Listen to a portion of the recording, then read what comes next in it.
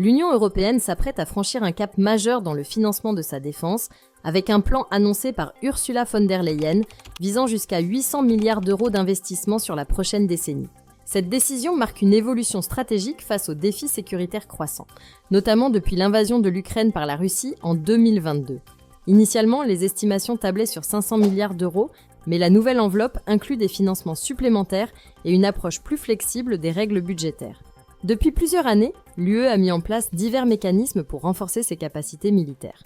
La Facilité européenne pour la paix, créée en 2021, a vu son plafond financier augmenter pour répondre aux besoins d'assistance militaire, notamment à l'Ukraine.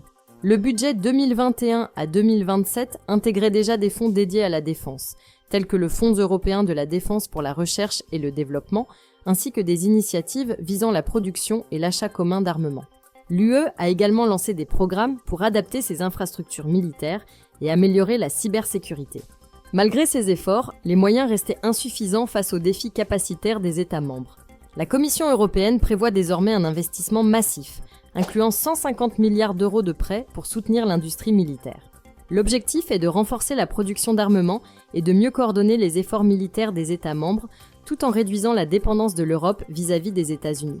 Un autre levier envisagé est l'émission d'obligations européennes dédiées à la défense, sur le modèle de Next Generation UE.